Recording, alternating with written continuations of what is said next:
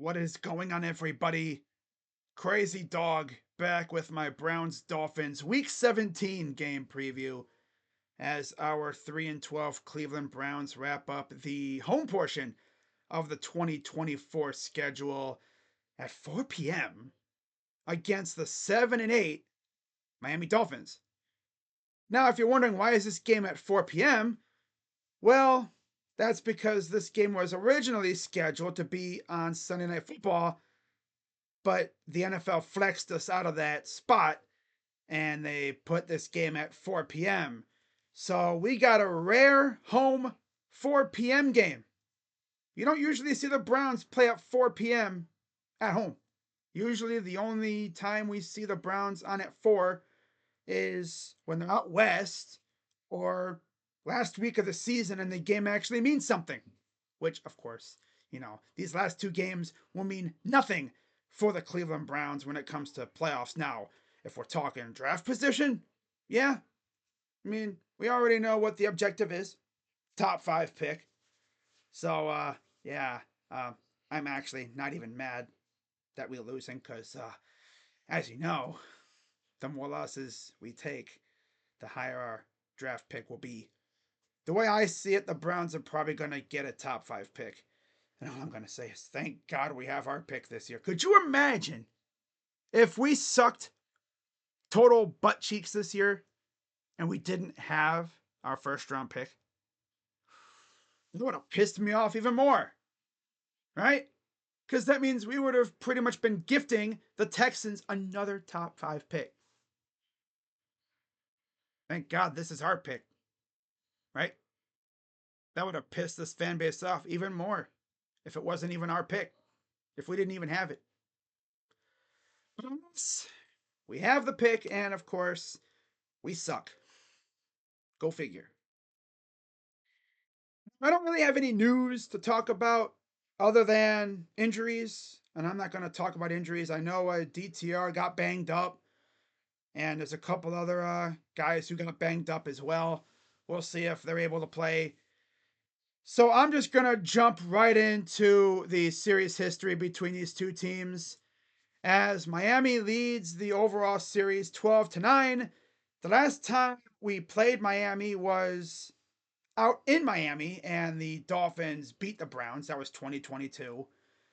And the last time the Browns actually beat Miami was 2019, and that was the week after the whole incident on Thursday Night Football between Myles Garrett and Mason Rudolph, where Myles tried to weaponize Mason Rudolph's helmet and tried to bash his brains in. And then, of course, he got suspended, and yeah, there was that whole debacle.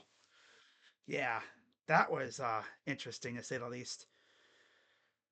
But, overall, this is probably not going to be a fun game to watch as a Browns fan. The Dolphins seem to be pretty healthy, and Tua's probably going to tear us apart with Tyreek Hill and company. So, yeah, I'll be streaming it, but we're probably not going to win. Simple as that. Now, getting into my keys to victory. Number one, who's the QB? Is it DTR? Is it going to be Bailey Zappi? Maybe even Jameis? Nah, it's not going to be Jameis. It'll either be DTR or Bailey Zappi. It's most likely going to be DTR, and we already know what he is. He's mid at best. Yeah. Very limited skill set. He kind of reminds me of Deshaun Kaiser. Although I will say, he can definitely run the rock. But my God, he's thrown one touchdown pass in his career so far.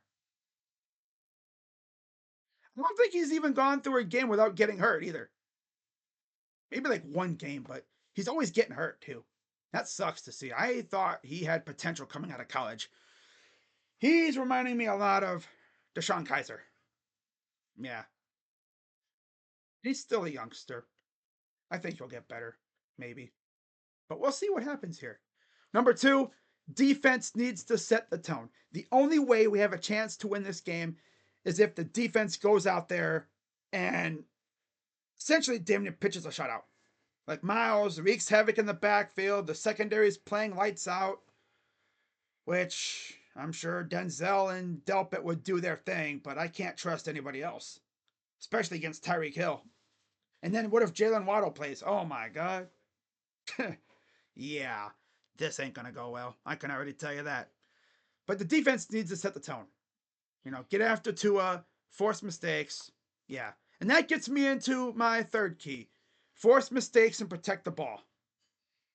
Right? We get after Tua, force turnovers, and take advantage of them. And then on the offensive side, protect the freaking ball. Look at the first drive last week against Cincinnati, right? You had that big run by Jerome Ford. We got inside the 5, looking like we're going to score and fumble. Typical Browns, right? And look at how many picks DTR threw. These guys are legit point shaving. Legit. They're trying to tank. You can't tell me otherwise. Oh my God. All I'm going to say is if we endure this bull crap only for the Browns to make some stupid pick, like, come on.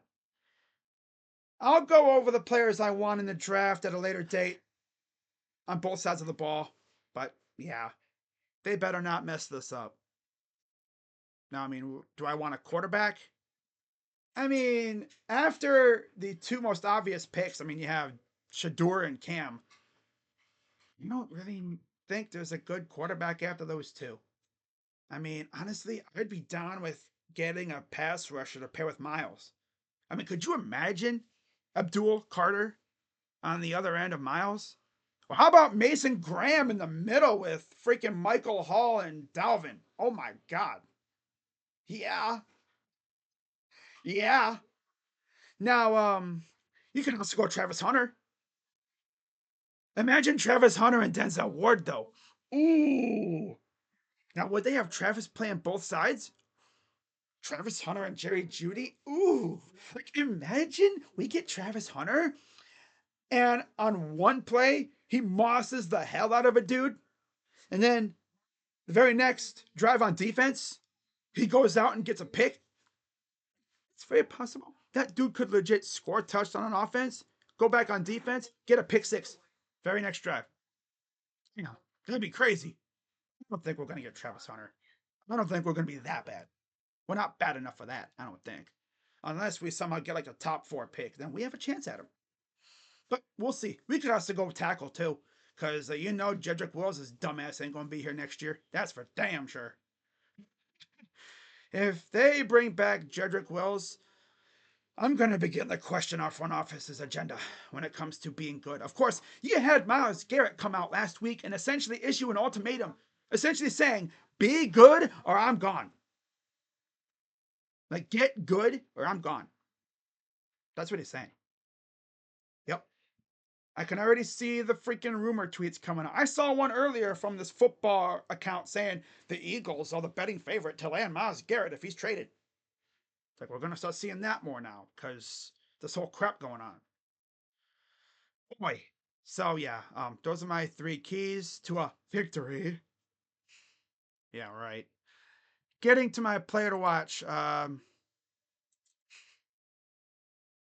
gonna go Jerome Ford because, believe it or not, he is the sole reason the Browns have not been shut out the last 2 weeks. Can you believe it took 16 weeks for a team to get shut out in the NFL? And thanks to Jerome Ford, the last 2 weeks, we weren't that team. It was the freaking Saints. Wow. Oh my God. Okay. But yeah, I got Jerome Ford being my player to watch. Simply because he's the only guy who's scored touchdowns for us the last 2 weeks, seemingly. Sad, but true. And then my player to watch, no, my prediction 28-10 Dolphins. If DTR plays, 28-10 Dolphins. If Bailey Zappi plays, we'll probably get another touchdown or something, but we're still going to lose. I don't even really care at this point. So that's all I got, guys. Keeping it nice and short, right around 10 minutes. And yeah, only got 2 more of these things left. And then it's off-season time, and I expect a lot of changes to this team on the coaching staff and the roster. And of course, with us having a possible top five pick, not only does that mean we're going to see a player wear a Browns draft hat on stage, possibly for the first time since Denzel Ward did it, I'm going to be able to freaking do a live reaction to a top five possible pick. It's freaking awesome. I won't have to wait all freaking night, right? It's going to feel weird actually doing a Browns draft reaction for a first round pick. That's been a rarity these days, right? So, oh yeah, I got the Dolphins winning.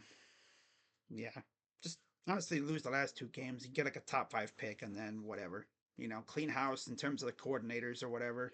Maybe you keep Jim and Ken, but position coaches, you shuffle those guys around because yeah, you might need to do that. So we'll see what happens.